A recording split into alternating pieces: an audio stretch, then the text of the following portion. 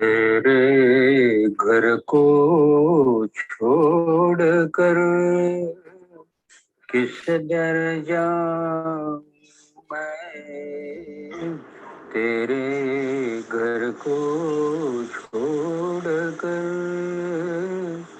किस दर जाऊं मैं।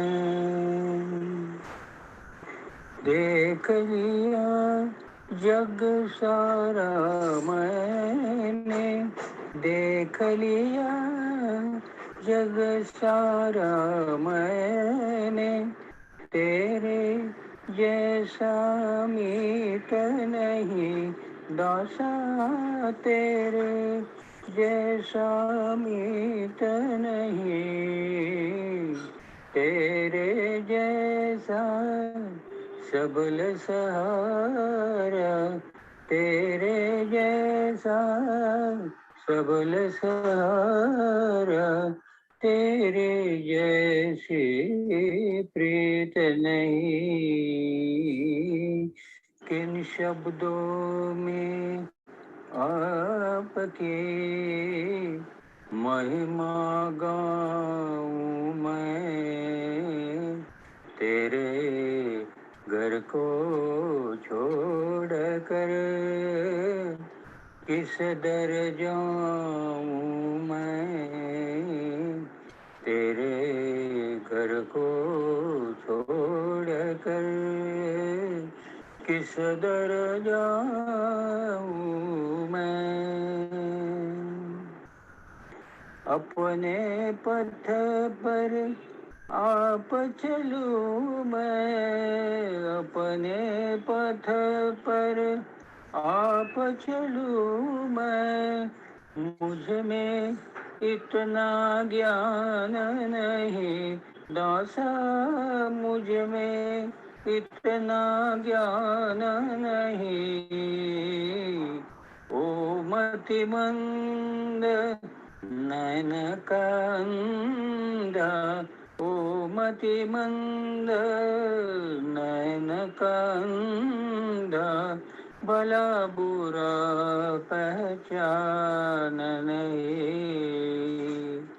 हाथ पकड़ कर ले चलो, ठोकर खाऊं मैं, तेरे घर को छोड़कर किस दर जाऊं मैं, तेरे घर को छोड़कर किस दर जाऊं मैं।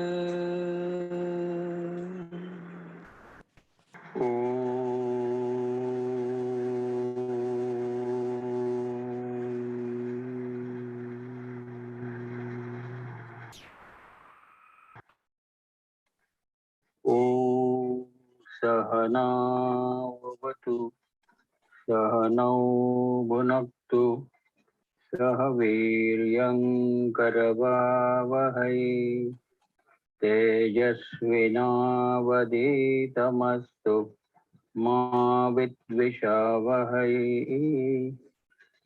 ओम शांति शांति शांति। ओम श्री चिन्मय सद्गुरवे नमः। अज्ञानान्तरगहन पतितान् आत्मविद्योपदेशैः त्रातुं लोकान् भवदवशिखा तापपापच्यमानान् मुक्त्वा मौनं वटविटपिनो मूलतो निस्सरन्ति शम्भोर्मूर्तिश्चरति भुवने शंकराचार्य रूपा। मौन व्याख्या प्रकटित पर ब्रह्म तत्त्वं युवानम् वर्षिष्ठान्तेव सदृशिगणैरावृतं ब्रह्मनिष्ठैः आचार्येन्द्रं करकलितचिन्मुद्रमानन्दरूपम् स्वात्मा रामं मुदितवदनं दक्षिणामूर्तिमीडे वटविटपि समीपे भूविभागे निषण्णं सकलमुनिजनानां ज्ञानदातारमारात् त्रिभुवनगुरुमीशं दक्षिणामूर्तिदेवं जननमरणदुःखच्छेददक्षं नमामि चित्रं वटतरोर्मूले वृद्धाः शिष्या गुरुर्युवा गुरोस्तु मौनं व्याख्यानं शिष्यास्तु छिन्नसंशयाः निधये सर्वविद्यानां भिषजे भवरोगिणां गुरवे सर्वलोकानां दक्षिणामूर्तये नमः ॐ नमः प्रणवार्ताय शुद्धज्ञानैकमूर्तये निर्मलाय प्रशान्ताय दक्षिणामूर्तये नमः विश्वं दर्पणदृश्यमाननगरी तुल्यन्निजान्तर्गतम् पश्यन्नात्मनि मायया बहिर्भूतं यथा निद्रया यः साक्षात् कुरुते प्रबोधसमये स्वात्मानमेवाद्वयम् तस्मै श्रीगुरुमूर्तये नमः इदं श्री दक्षिणामूर्तये बीजस्यान्तरिवाङ्कुरो जगदिदं प्राङ्निर्विकल्पं पुनः माया कल्पितदेशकालकलना वैचित्र्यचित्रीकृतम् मायावीव विजृम्भयत्यपि महायोगी वयस्वेच्छया तस्मै श्रीगुरुमूर्तये नमः इदं श्रीदक्षिणामूर्तये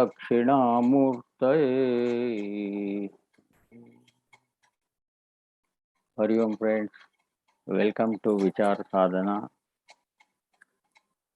on Sri Dakshinamurti with the help of our Gurudev's commentary on that. On this second stanza, we are on. We have completed 10 paras, and on 11th one, on 11th para, we have just covered the first statement, and it still has to continue. The discussions on this 11th para still remains. So the first statement that we discussed last time was, when thoughts flow, there is the intellect. And where there is the intellect, there is the expression of time and space. And therefore, through them, we experience the world of flux and finitude. So here we have discussed it starts with the thought. When the first thought comes, the concept of space arises. When the second thought comes, then as a gap or interval between two thoughts, a time concept arises. And thus, when we have these spatio-temporal concepts in our mind, then the spatio-temporal world of finitude and flux is perceived. So this was the content of essential content of our last discussion. Do you have anything to continue with this? Guruji, so I tried going through this part again and again, where we discussed that the Avyakrut Prakriti basically draws the power from Brahman and expresses as first Sankalpa. The problem is, I find when I try thinking about it, is then do you call Avyakrut Prakriti as Upadana Karan or Nimitta Karan? Because if it is Upadana Karan, then it has to be Vyakrut Prakriti.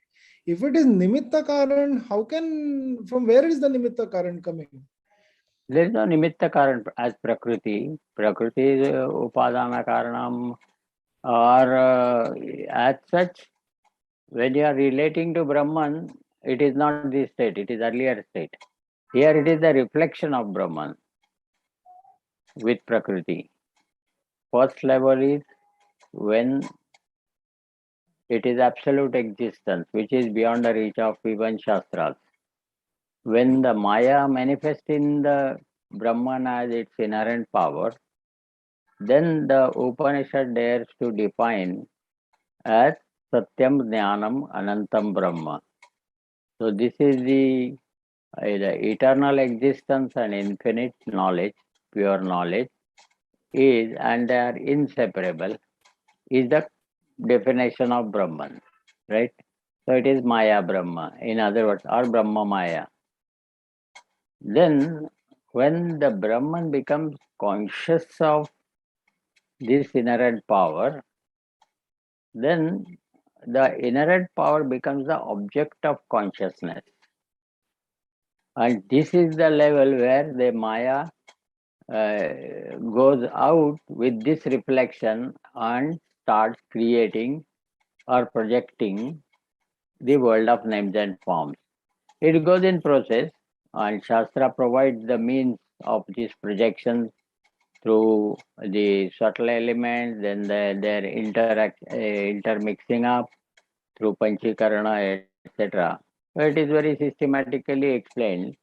But here the point is how it starts manifesting. So, manifesting by thought. The first thought is here referred as Sankalpa. So, this first thought of the creator, it is said here as creator, but as such, we will appreciate that thought itself is the creator.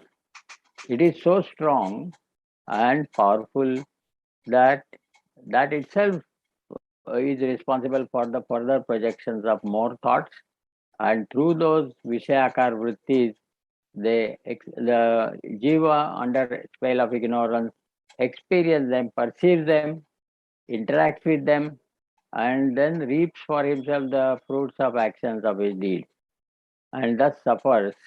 So this is how it has flowed down to the world of names and forms. Now you are talking about Prakriti, that is unmanifest and manifest. So when it is the level of Paramatma, he is of the nature of Satchidananda. When it comes to his nature as infinite light of awareness, so the Paramatma with its nature as infinite light of awareness is the starting point of creation. It starts from Paramatma. If not Paramatma, its nature as Sattva. Paramatma is pure existence uh, coupled with the Chit and Ananda aspect. Is conscious of its content as awareness, and he feels full and complete. And this is indicative of Ananda aspect. So Satchidananda, we say in our prayers in the beginning, we say Satchidananda Paramatmane Namaha. So this indicates the nature of Paramatma. Now, what happens further is that its inner nature as infinite awareness is the level where the Prakriti is in unmanifest form. Awareness and unmanifest form of Prakriti. When we say Prakriti, it is of the nature of three gunas. But when the three gunas are in balanced condition, it is called Prakriti in unmanifest form. And then the Prakriti in unmanifest form gets the power from awareness, and that is Paramatma. Awareness is not independent of Paramatma, and starts manifesting. So first it is Sattva alone. In Sattva, the awareness manifests as in the all-pervasive pure consciousness. This is the next level. And in this, we will find that the in that consciousness, the first sankalpa rises, first thought rises. So this consciousness is conscious of first thought.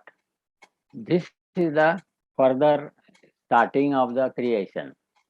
So it has its roots in Paramatma, directly with awareness, that is pure existence, and it is called Satta and Spurana. We have gone through that discussion. So the Satta is responsible for initiating this relative existence as creation. So this is the beginning, and then we saw that this drawing the powers from awareness, the unmanifest Prakriti becomes manifest. So Avyakrita becomes Vyakrita. What is the indication? First thought rises in consciousness. So this first thought in consciousness, it means there seems to be some space in between, because the Sankalpa appears to be independent. It is not independent of consciousness, but it appears to be so. Therefore, the space of the concept of space is created when the first thought is raised in consciousness.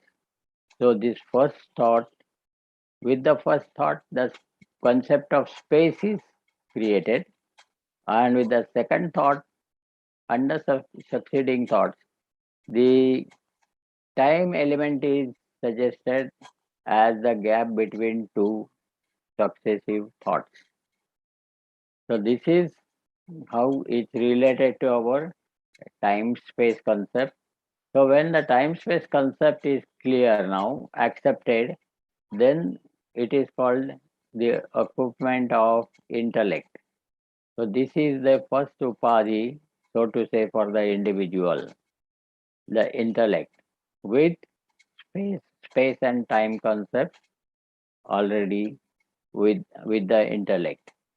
Now with this space and time concept and the thoughts, the further projection of different Vishayakar vrittis are conceived. He thought there should be a mountain, and there was mountain. This is the description in the Christianity Bible. And here we are told that Sankalpa Matrena, just by mere thought, he has projected the world. So as such, it is only at the level of thoughts. All Vishayakar vrittis have been conceived by the first Sankalpa, which is as such identified with Creator. Though here it is mentioned that Creator first thought, first Sankalpa.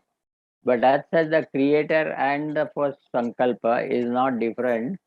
We will see that later. But this is the Creator, because this gives rise to many more Sankalpas. And then the chain of Sankalpas starts creating different concepts of objects, so in the form of thoughts. So these are the thought forms of Vishayas. That is how the process continues. Here we are only discussing what is responsible for the present perceptible world of changes and limitations, the flux and finitude.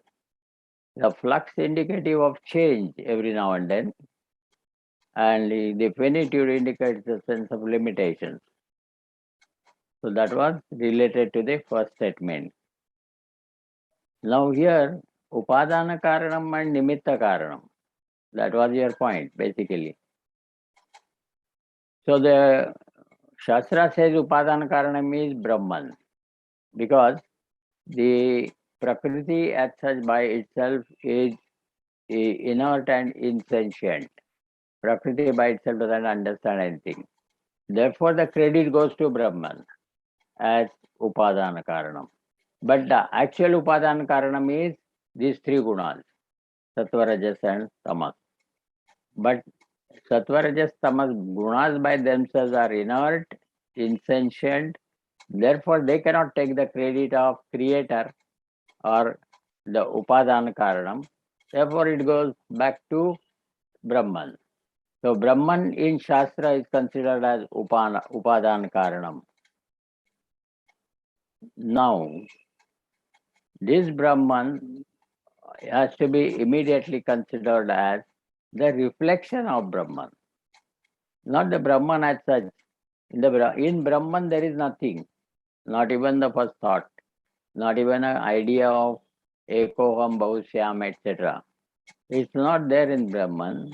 When Brahman becomes conscious of its inherent power, Maya, which is otherwise called as pure knowledge, see, we are not changing anything of our previous understanding. And on the basis of previous understanding, we are trying to know what is unknown so far. And that's the process of knowledge. From known to the unknown is the direction in which we travel so that we gain the further knowledge. Now, the present knowledge, whatever is, we are not trying to bypass that. Going with that understanding, we are proceeding further. So, here the consideration of the Upadana Karanam is actually these three gunas. Three gunas is the Upadana Karanam. But it cannot be given to them because they are inert and insentient. Therefore, it goes to the reflection of Brahman. And reflection of Brahman has its source in Brahman as such. This kind of first relationship and the process, steps by which the process has furthered in creation, we have to take care of. We have to understand it. So, in the presence of the reflection of Brahman, the Prakriti, which was earlier balanced in its three gunas, called Gunasamya Sthiti. It is technically called as Gunasamya Sthiti, where all gunas are balanced. That is called Avyakrita. But when the balance is disturbed, then they start manifesting. First pure sattva, then malina sattva. The pure sattva is considered as God principle. This is with reference to candle life chart, rise and fall of man. And the malina sattva is jivahood. Malina because of avidya. And the God principle is characterized by suvidya, because it is capable of producing or creating the universe. So now this jiva with avidya, therefore this sattva is called as malina sattva. Now we have to come up to here in this paragraph, particularly to follow. We are not discussed fully. We have to closely follow Swamiji's commentary and see what are the new gains in our understanding. Now, what is left out in this? We have discussed about the material cause, three gunas essentially, but ultimately the credit goes to the reflection of Brahman. And reflection of Brahman cannot take independent credit, therefore it goes to Brahman as such. So this is logically we are giving credit ultimately to the Brahman only. But what has happened in the process is a reflection of Brahman, then the power drawn point the reflection, because the sun is hot as well as effulgent. And its reflection also has got relative properties. So if it reflects in water, the water also becomes a little warm, and water reflects the light of the sun. Therefore, similarly, here the reflection of Brahman also has those powers. Therefore, immediately the credit doesn't go to Prakriti but to reflection, and reflection to reflected.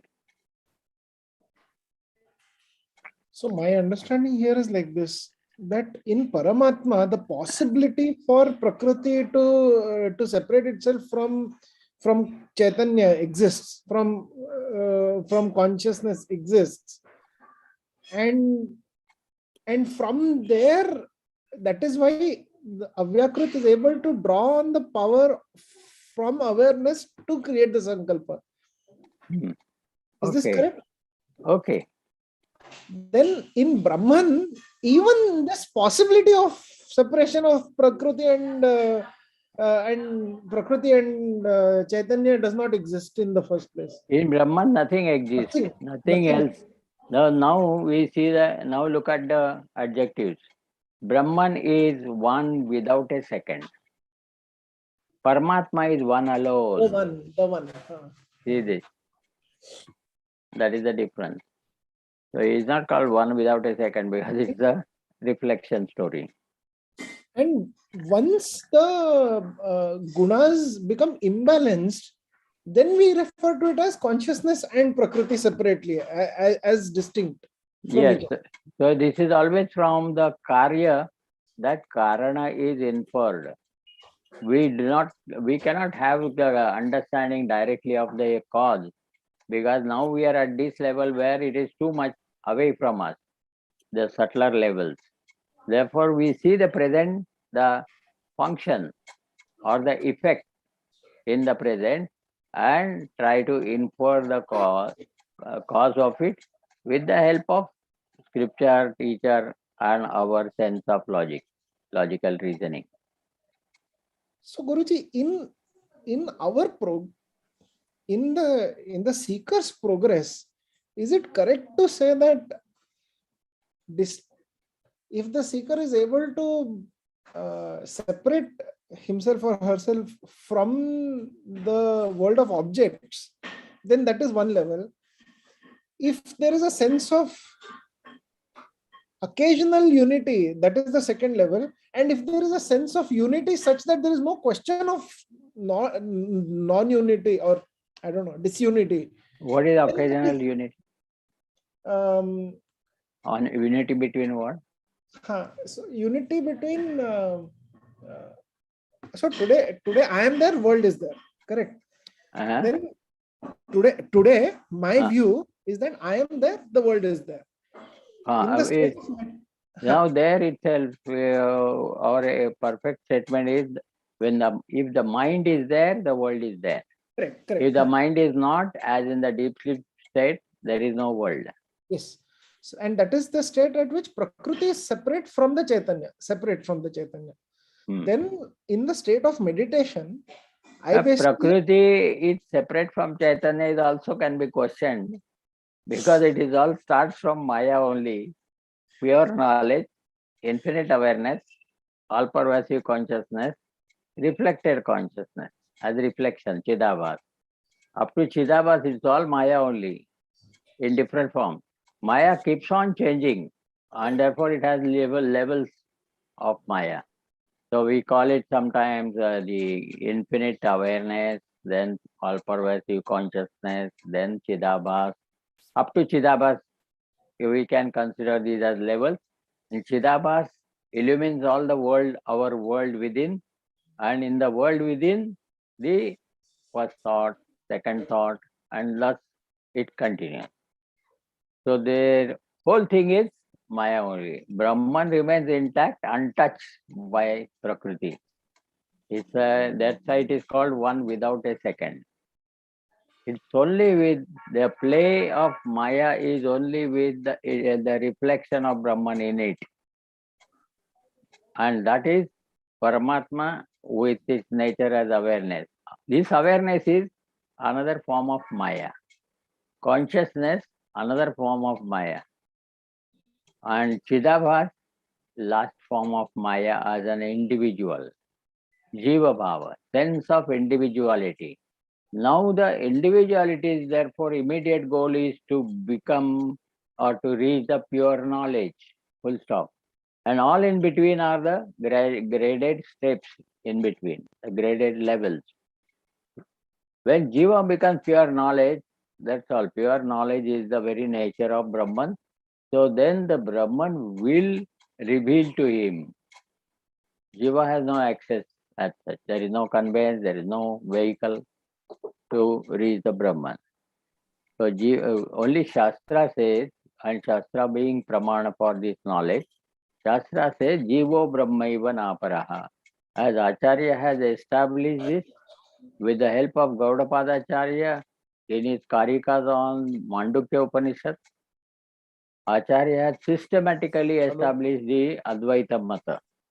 And now, based on this Advaita Mata, we are discussing. Otherwise, it is not accessible. He has commented, Acharya has specially commented on Mandukya, plus he has commented on Karikas also, Gaudapadiya Karikas. And thus, they have finally established that the scriptures or Upanishads or Vedanta is talking about only Advaita, the non-dual philosophy. So this is in short, this being our idea to reach. First, we have to come out of our own sense of individuality, which is affected by avidya maya. So that maya is all the time present in different forms. It keeps on changing the forms, and therefore there are different levels or layers. And Jiva essentially is beyond maya, that is Brahman. Therefore, this is, we are trying to get the perspective of our total scope of spiritual sadhana. What is where and where we are in this whole topography, where we are located. Then we can follow the path. Today, for the first time, I feel that this is relatable, Guruji. I don't know what has changed. For the first time, all the theory at least is coming together in one place. So at least this clarity, the clarity has to be there. I don't know if I'm clear or not, but for the first time, I'm feeling that this whole point from Brahman will end at me. At least is one confidence I'm getting. Otherwise, till now, it used to feel like Brahman is its own story and I am my own different story. It used to be. Today, so there must be some connecting link yes, we must get. Yes. So this link we have to go by Maya only. We are under the influence of Maya. Therefore, we have to get rid of the Shidabhas Maya. Then we have to get rid of the pure consciousness as Maya. And likewise, up to awareness and become Paramatma. And when this Jiveshwara Aikya happens, when one becomes Atma, becomes Paramatma, one with it, they are not really different. They are different only because of the reference of Upadhi, we are saying, within and without. But this is all imaginary. Therefore, there is only one thing. But we are now ascending the levels of the Maya, which appears differently at different levels. Final level is pure knowledge, full stop. Our journey as a Jiva is over. Jiva Yatra is over with the pure knowledge. And thereafterwards, the Brahman will reveal to Jiva, and then he will realize that Aham Brahmasmi. Tattvamasi was the Upadesha Vakya, and Aham Brahmasmi is the Anubhava Vakya. So this is the last up to which we have to go. Even this going is not very easy. But to the extent we are very clear in our thought system, along with the scripture and teacher's guidance, so long as we are safe and we are sure to reach the goal.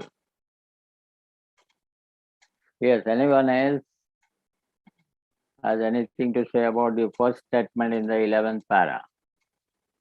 Karne Dakshinamurti, yeah, this is as such the text is such, this and the Saddarshanam, it is not just easy to understand or comprehend. We need to go to the subtler possibilities, and we have to really wrestle with the ideas. This wrestling is unavoidable. Without that, it will not be understood. Yes. So, anyway, prepare yourself. Next time we will have wrestling. Okay. We are wrestling with our teacher. That is the idea, basically. Yes. Yes. It's like a child, a grandson, or grandchild wrestling with the grandfather. And grandfather very happily allows all that wrestling and even suffers to some extent in happiness, in joy, that at least the child is active, it's wrestling. Yes. So that is how we have to wrestle with the ideas and try to digest them Yes. with a faith. If there is a faith only, there will be understanding. Please, we have to note this. And recently, Shobha Bhagwat has very clearly said in her experience, because she had a faith in what her parents had said, and therefore in her own life also, when the event repeated, she could follow that with faith and could come out of that event which was a problem. So likewise, only faith, Shraddhavan Labhate Jnanam. Yes. So this is the 4th chapter of Gita, some 37, 38 verse. This is very, very important. Only one who has a faith in the scriptures has the perfect means for this knowledge, and a teacher who has experienced this, only these two, with the faith in these two, only he can understand the scriptures and benefit by that. Okay, we'll now continue with the discussion on this 11th para further. The next statement in the same para. When these Sankalpas have ended, Maya is conquered. This is another statement to be discussed and understood. When the Sankalpas have ended, Maya is conquered. That means you have become Brahman. When the Sankalpas are ended, Maya is conquered. What does that imply? Meaning, when the Sankalpas are ended, what does that mean? Last time I made a vague mention of it, but because of time we cut short the discussion. Now there's a time. This is another subtle statement, but bold statement. Swamiji has nowhere said, may possible this, that. Clearly said that when the Sankalpas have ended, Maya is conquered and the Jiva becomes Brahman. What is our present status and how we can reach the status given here, where Maya is ended. At this moment, we are under the influence of Maya. Therefore, we are called as Maya Das. We are the slave to Maya. We are under the influence of Maya. Whereas the Ishvaraha is Mayapati. He is a master of Maya. He is wielding the Maya to his requirement. Whereas the Jiva is helplessly going through under the influence of avidya, going through the process of the vasanas, desires, agitations and actions and suffering. So this gives us a sort of a freedom, saying that when the sankalpas have ended, the statement is very, very important. When these sankalpas have ended, Maya is conquered. Then you become master of Maya, not slave to Maya. So how do we understand? Maya is nothing but mind. Okay. And mind and intellect equipment. Okay. And Maya itself is only an imagination in the Maya is that is Sankalpa in the infinite. Please repeat. Maya itself is only an imagination. That is Sankalpa in the infinite. Maya is again your voice was a bit breaking. Maya, Maya is nothing but mind, Mind. and nothing but mind. But Huh.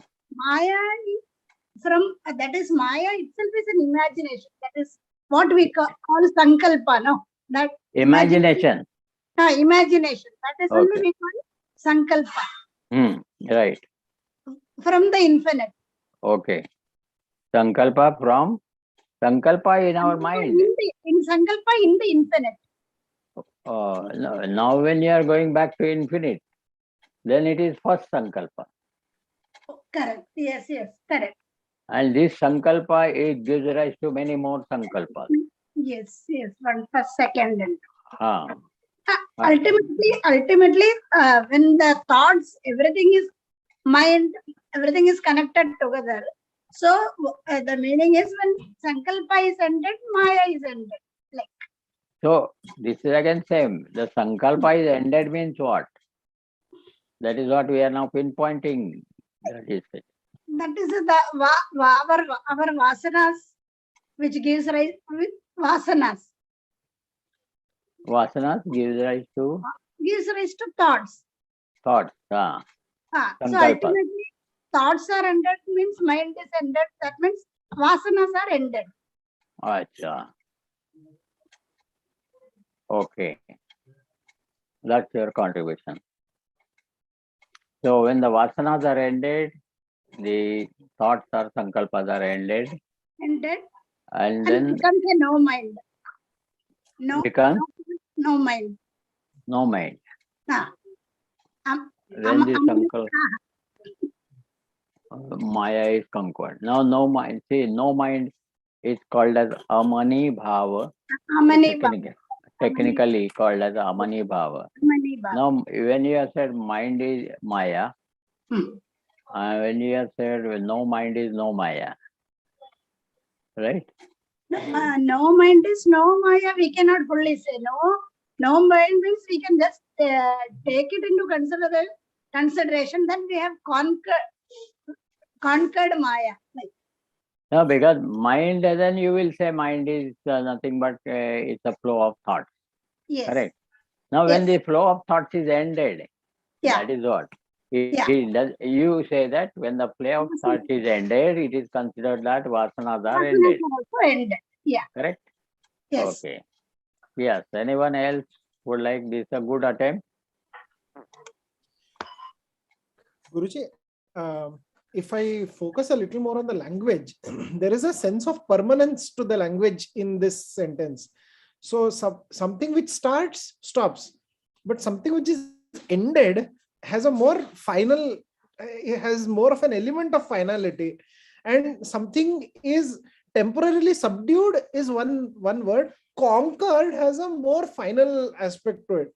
And the way I'm trying to understand this is that if we take the example of ocean, wave, and water, then at the point that I am considering myself as a wave, I may get rid of my individuality, but the moment I consider myself to be part of an ocean, the scope for wave still exists. But the moment I identify myself as the water, neither the ocean nor the wave exists. That point I can say is conquering Maya, because there is no chance of a duality coming there.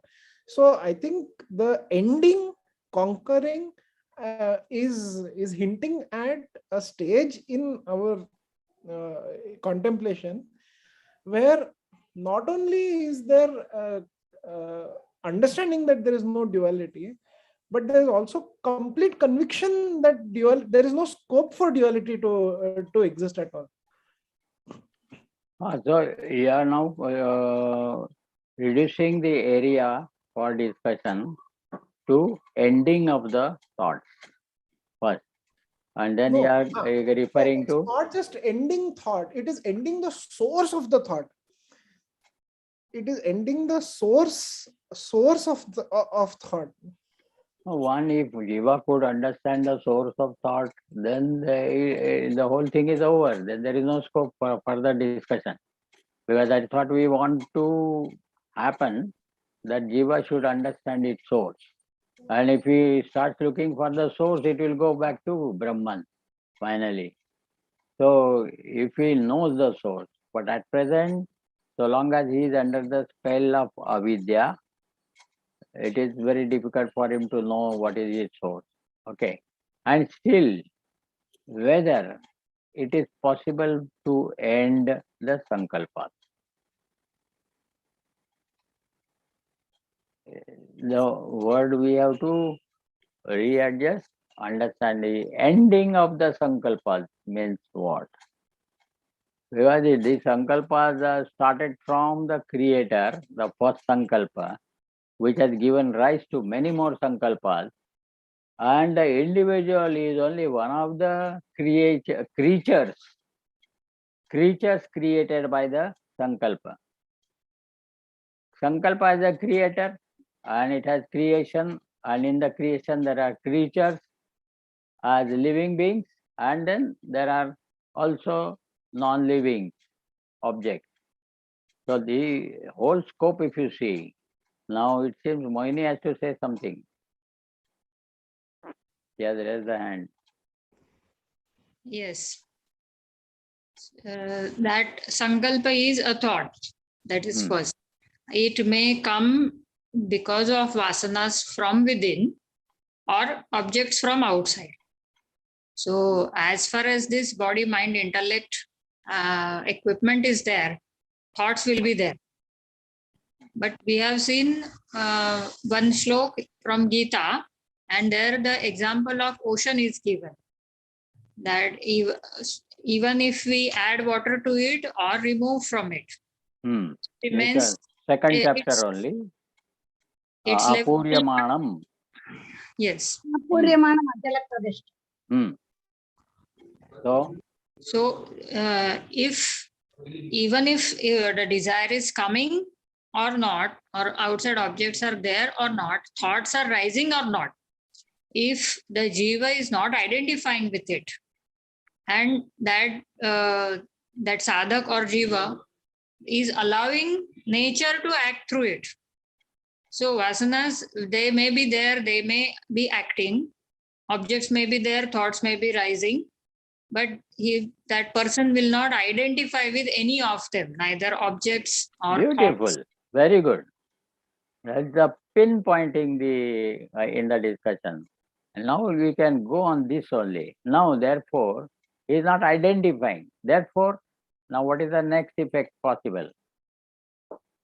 Now there are more chances to come to the conclusion. It's a very, very good point. So we cannot stop sankalpas which are already being created by the first one, creator.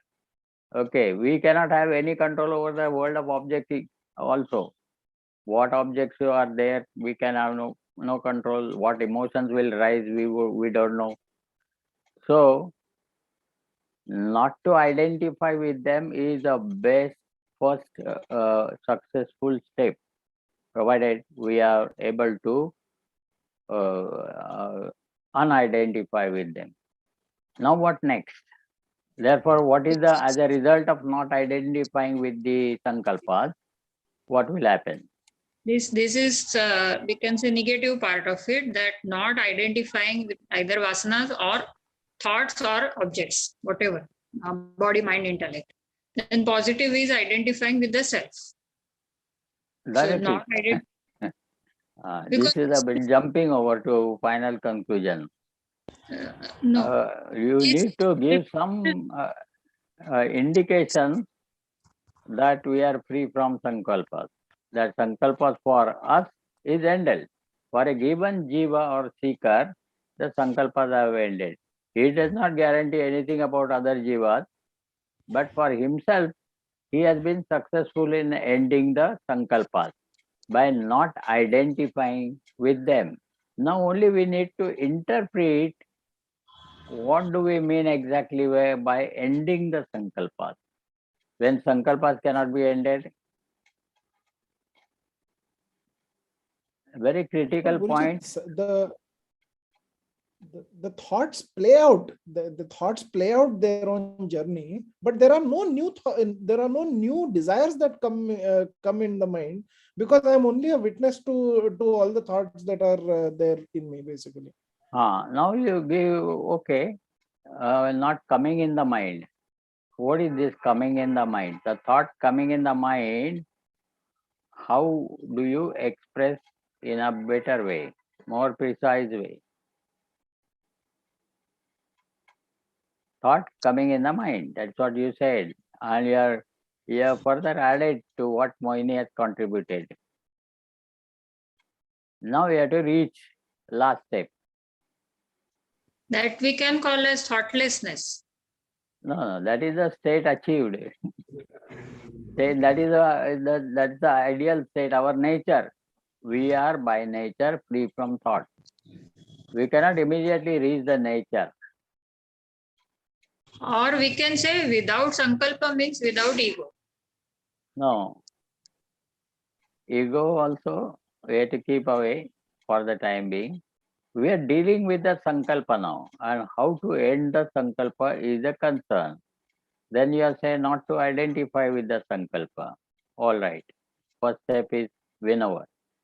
Now second one, we said sankalpa not in the mind. That's what something Aniket said. Sankalpa not in the mind, not coming. No new thoughts coming. So what is that exactly? Precisely describe that, and we have completed the discussion on this point. What is the idea of ending the sankalpa? Sir, if sankalpa, that is thought, and that is a question arisen in your mind, and if that is redressed totally, then that question or thought automatically gets nullified. Now you don't add question and all. Thought Yes. is the only consideration. It may be of any form.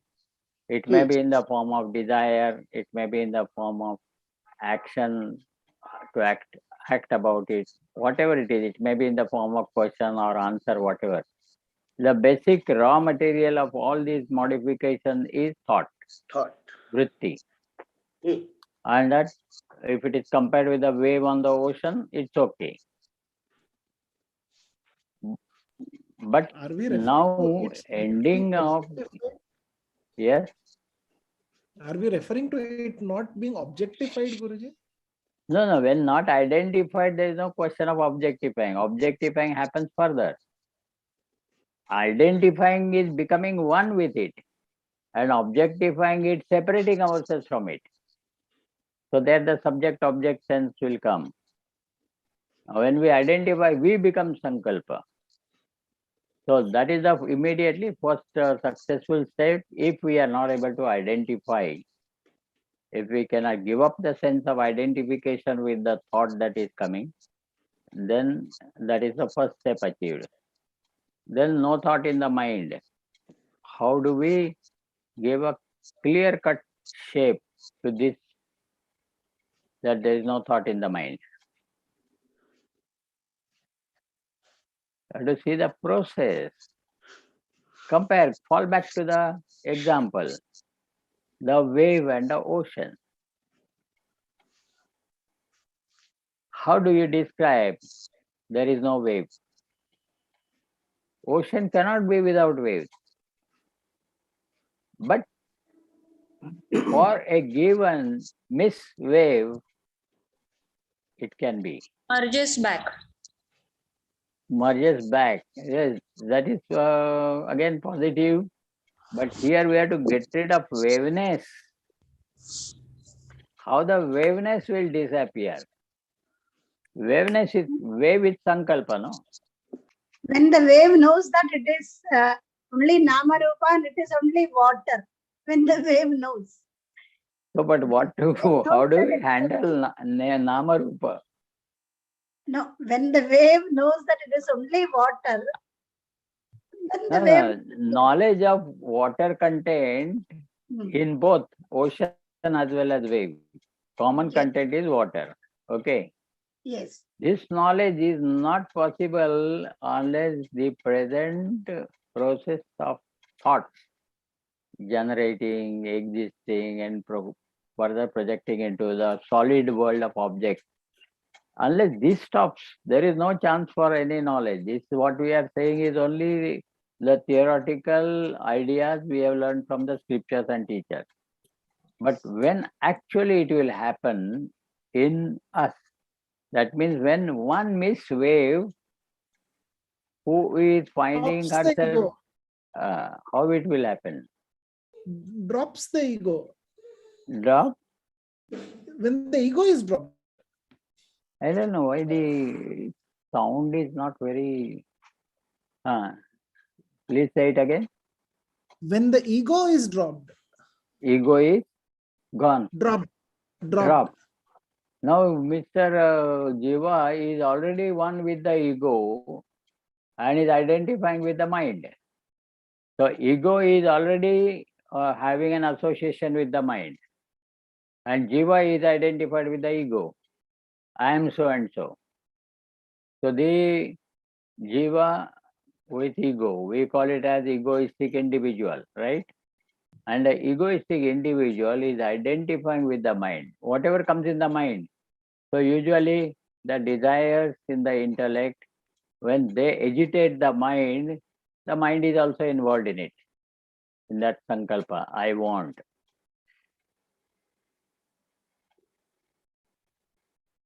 So here, suppose, is there anyone who would like to say anything? Guruji had once given the example of a film screen and the film which runs on it. Right. The film which runs on it are the thoughts. Now, as we dissociate from the thoughts, it's like the film runs out. Now there is no more film coming. What we see is the blank screen. How? That because Either the film thoughts breaks. have run out, so what we see is only the blank screen. Now that is what you always probably refer to as Prashanta Man or Prashanta Mind or whatsoever. So I suppose after that we just have to hold out and the rest will follow. No.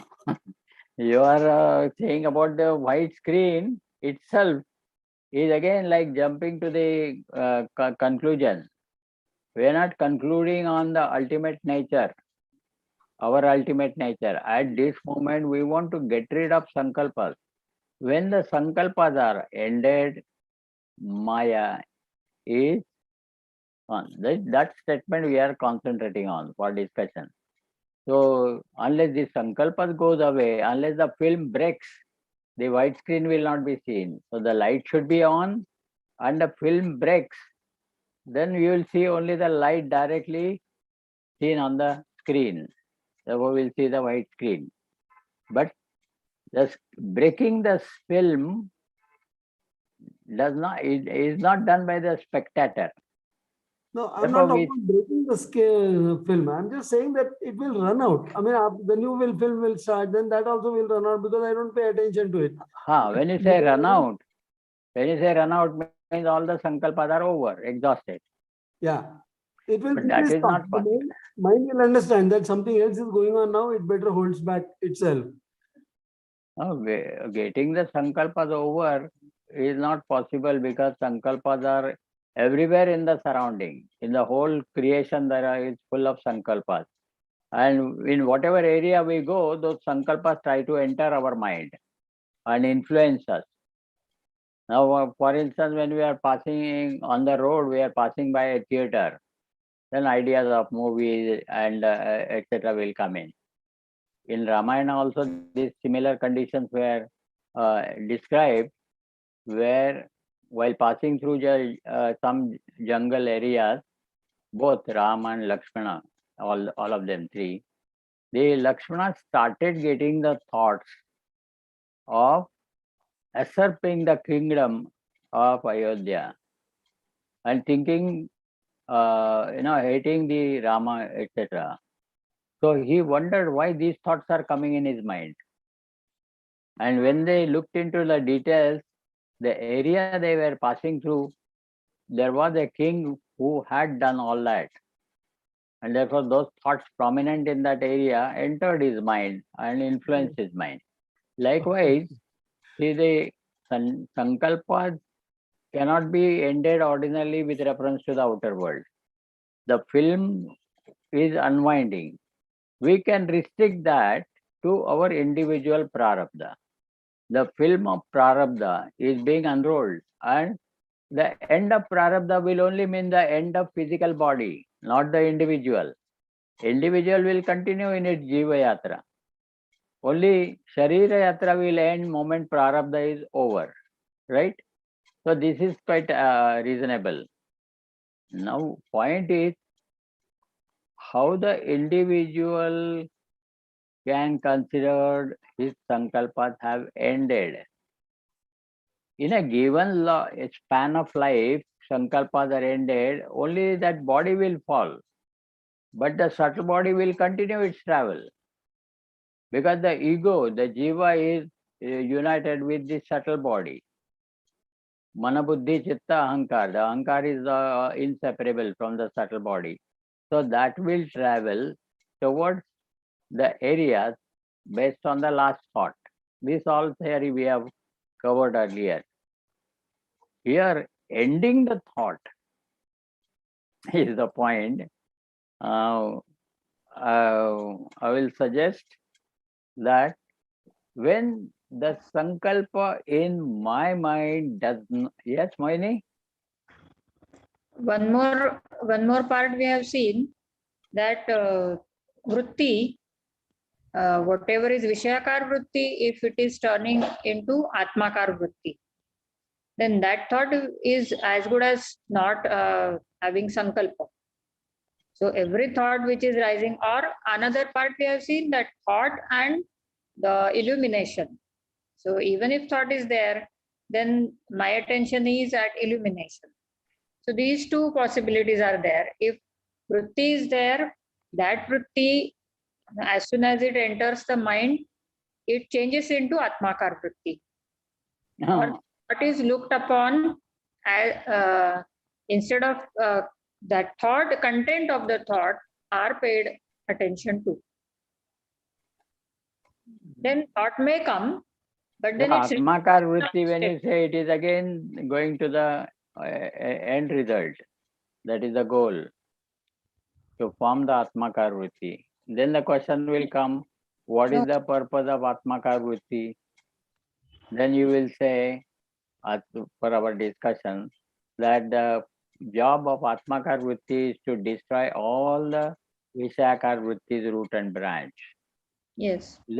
So you are going to the goal achieved, and then from that standpoint you are looking that there are no vrittis.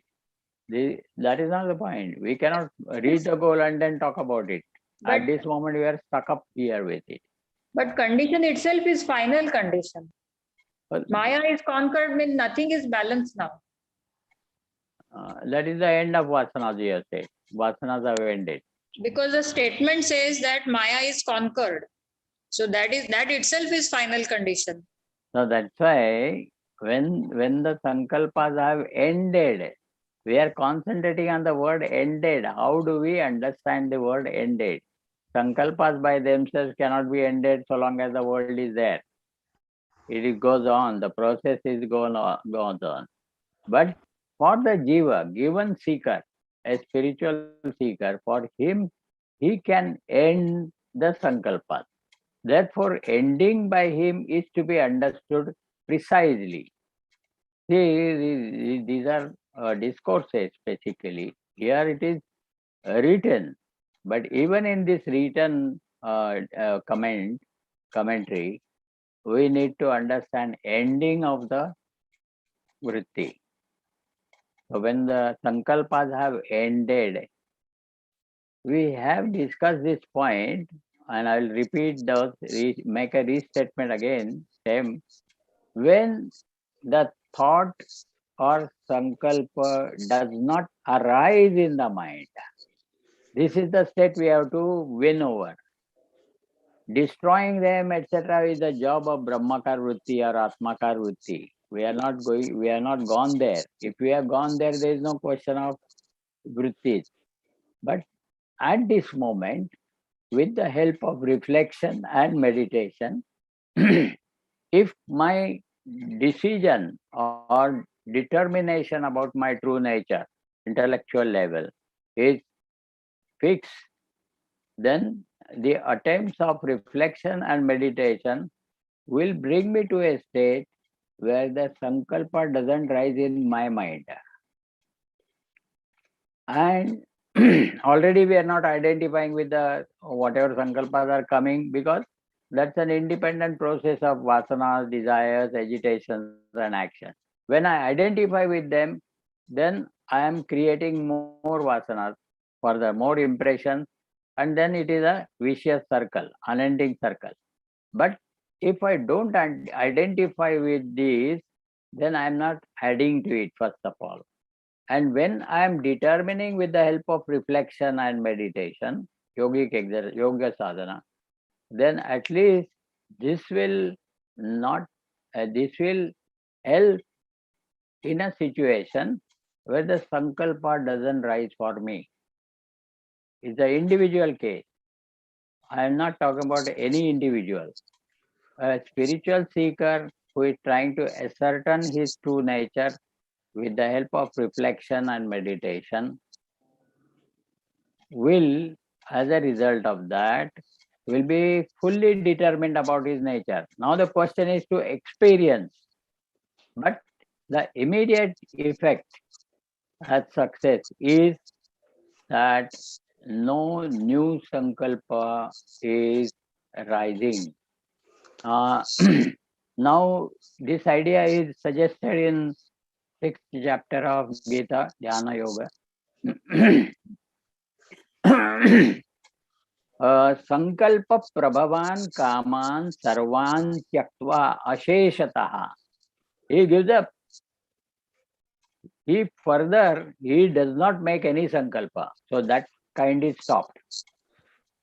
He is not identifying with the natural sankalpa which comes with the natural vasanas with which we are born.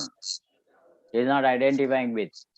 Therefore, then the situation is such that sankalpa will not rise. When sankalpa doesn't rise, that is the condition where Maya is won over.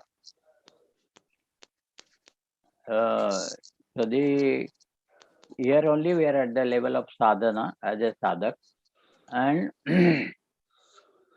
smarata nitya hari magate maya kaya kari. Now we have a strong faith in the Lord, then Maya can't touch us, because the Hari is her boss and she can't go against Hari's will. This is Swechaya is the word coming here, Lord's will. So here we are only saying that either faith, a strong faith, not a blind faith in the Lord, or a strong faith in our true nature, which is built on understanding.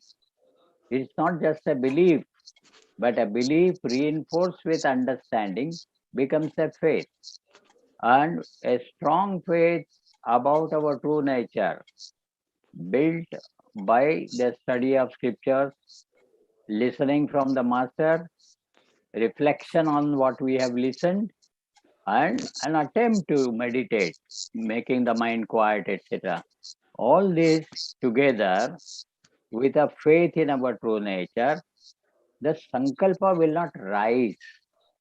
So ending the sankalpa, we should understand, as I feel, that sankalpa doesn't rise in his mind. So ending means we cannot end the sankalpa, we cannot destroy the sankalpa.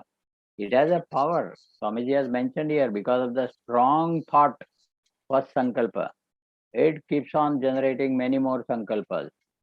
The individual falls short of his strength to stop these sankalpas coming in the mind.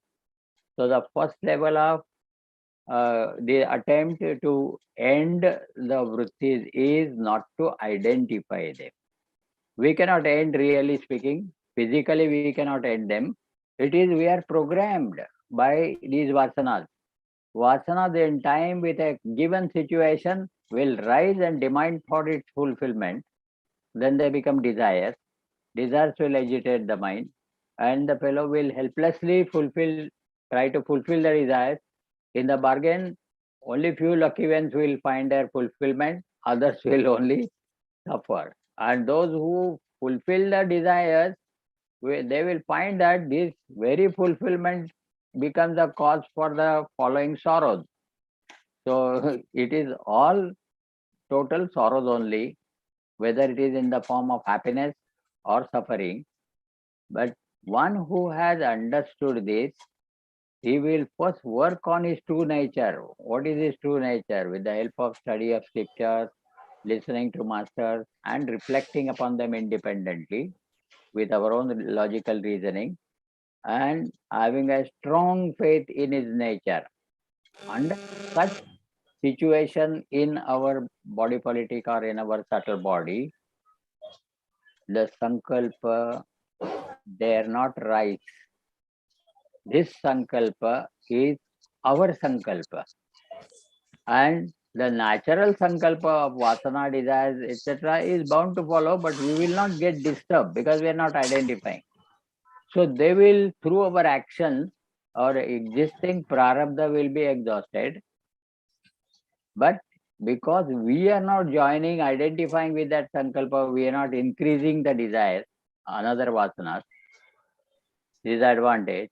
And with a firm faith with our true nature, obtained through our exercise of listen, reflect, etc. As a result, as an effect of our within, the sankalpa will not rise.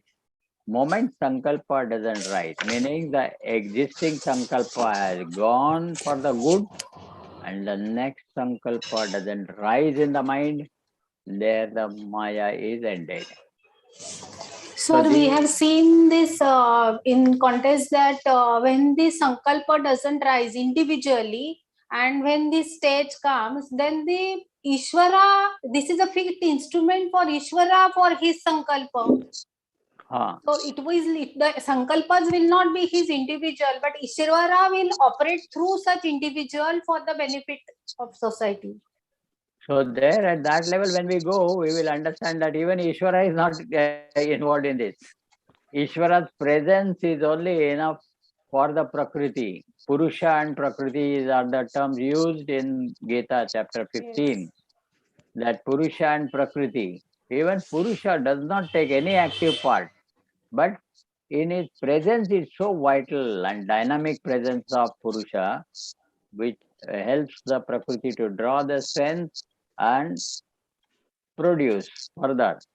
So the Purusha also, and Purusha being the reflection of Paramatma, therefore the Purusha means Ishvara in other words.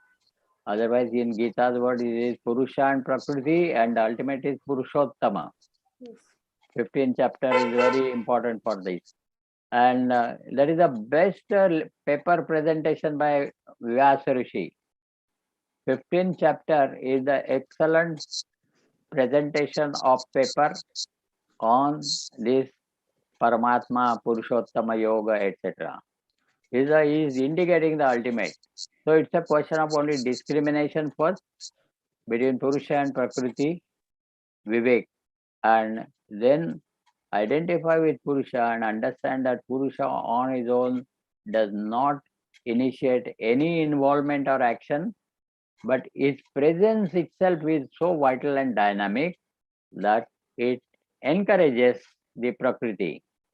Swamiji itself said elsewhere, Krishna does not do anything. In his presence, the gopis get excited and they started dancing and whatnot. So this is the idea that on his own, the Purusha does not initiate anything. His presence itself is so vital. Prakriti produces.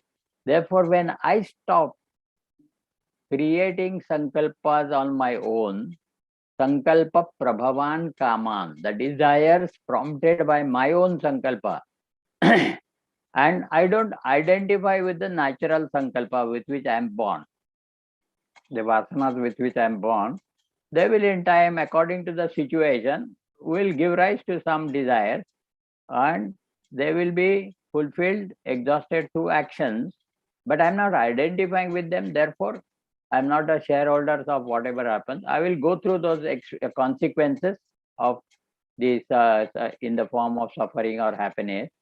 But when not identify on my own, in my own mind, the sankalpa will not rise. A new sankalpa will not rise. Only whatever is existing programmed sankalpas will continue, which I am not identifying with it. I am only going through the experiences. The happiness, sorrow, I will pass through, but I will not identify with it. Just meekly suffering. So this is the way to end the vrittis. Not to identify with it, first of all, so that the natural course will naturally get exhausted, and not to, when we are not identifying it, we are not joining with it, we are not adding to sankalpas. Therefore, the sankalpas added and the existing one sankalpas goes and 10 added means there is no end to sankalpas. Therefore, ending of the sankalpa is followed by first not identifying with any sankalpa coming in the mind, whether it is due to natural vasana or due to our cultivated desire. No sankalpa is being identified. The first very important level. And the second level is positively trying to understand what scriptures have to talk about ourselves. They are talking about ourselves. What teacher is elucidating and what I have independently reasoned it out in my independent reflections. All this put together will give me my clear idea of what I am in my real nature. And if I have a faith in my own true nature, as so far determined, then the sankalpa dare not arise. This we can say as a result of our group discussion so far, whatever.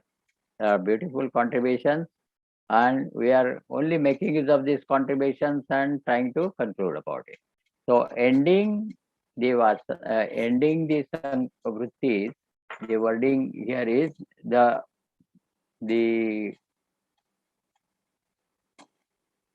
when the sankalpas have ended, Maya is conquered. So we concentrated on ending of sankalpas. So ending of sankalpas we cannot control. As far as the natural vasanas with which we are born, we have no control. They are bound to manifest as desires and exhaust themselves through action. But when we don't identify, meaning not only that we are not contributing on our own sankalpas of our own cultivated desire, but we are not even identifying with the natural desires and sankalpas, then the no new sankalpa will be rising in us. It means along with the end of the natural vasanas in this life will be liberated in Atma Bodh again. When the upadhis are dropped, upadhi vilayat Vishnoho nirvishesham vishen munihi jale jalam vyad vyomni tejas tejasiva yatha. Like an water added in water, or spot space becoming merging in the total space, vyad vyomni tejas tejasiva yatha. When the lamp is, another lamp is lit by the another lamp, then there is no difference between them. They all become one, the common light. Similarly, on the drop of this physical body, the Muni indicates that he has gone through all the exercises of listen, reflect, meditate, contemplate, etc. Such Muni will reach the home or his ultimately true nature as Brahman. So this is the guiding verse in Atma Bodh, and we have discussed it thoroughly by saying that not to identify with the natural flow of vasana, desires, agitations and actions, and not to contribute by our own resolves or sankalpas, then there is no scope for sankalpa to rise, new sankalpa to rise. Natural sankalpas, we can't touch it. We can only, we are told, we can ennoble them or sublimate them and exhaust them. So guiding it, directing it to the different direction, changing the direction, they can be exhausted. So this is how we have, through the discussion, this is the method of group discussion, where when the discussion is on, the ideas will start coming in.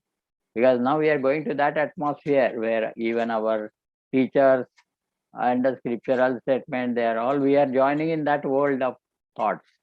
And that will influence us to come to a right understanding. So today we have only discussed, last time we have discussed only one sentence, the first one. Now it is the second statement. Both are solid statements, and still don't be in a hurry to conclude. Concluding in the field of knowledge is most dangerous. We are not concluding, but today we have step by step arrived at this, that not to initiate any sankalpa. When we have stopped that, then the sankalpa will not rise. We have a confluence of two things. One is our past, and the next is our present. Our past is represented in us by the form, in the form of vasanas. Vasanas represents our past actions, right? And the second part is our present deliberate action that we can initiate. In initiating the new action, we are not giving any value to the desires or sankalpas. So our actions will be in line with the scriptural advice or the teacher's advice, and that is our deliberate action is satsanga. Satsangatve nisangatvam. We have different ways. Dhyayato Vishayan Pusa, there this contemplation is on Vishayas, therefore he gets lost. There is no scope for his spiritual progress. Buddhinashat pranashyati, meaning he cannot have any spiritual evolution further. Here, with satsanga, definitely, how step by step, satsangatve jivan mukti. Last word is that. So this is the way we have to follow, and we will find as a result of our effort, at least no new sankalpa will rise. When the new sankalpa is not rising, it is as good as ended. Because then, what is the point? Existing vasanas will get exhausted, and that's, for that is the lifespan. But within that lifespan, if we are very concerned about the spiritual sadhana, then we will progress from listening, reflecting, etc. And our side by side positively will be progressing in our spiritual sadhana, and negatively we will stop conceiving any new desires or sankalpas. When they are stopped, it is Maya is ended. Because Maya it is which encourages us to involve and participate in the natural sankalpas. So he says, yes, I also want, I am thinking about this, why I am restless. This is the desire, and he identifies with the desire. Thus, a given desire may get exhausted, but in the bargain we have gathered few more desires. Therefore, the story of Sankalpas continue, does not end. Here it ends. We stop here for the time being. We'll continue our discussions next time. Any announcement, please? यस्य प्रसादादहमेव विष्णुः मय्येव सर्वं परिकल्पितं च इत्थं विजानामि सदात्मरूपं तस्याङ्घ्रिपद्मं प्रणतोऽस्मि नित्यं तस्याङ्घ्रिपद्मं प्रणतोऽस्मि नित्यम् Om Sri Chinmaya Sadgurave Namaha. Here, 1 minute. Here, Yasya Prasadat Ahameva Vishnu. Vishnu is responsible for space. He is considered as fast that before we can think of any object, he is already there in the form of consciousness, illuminating. And it is Brahmaji who is responsible for creating time. Hari Om.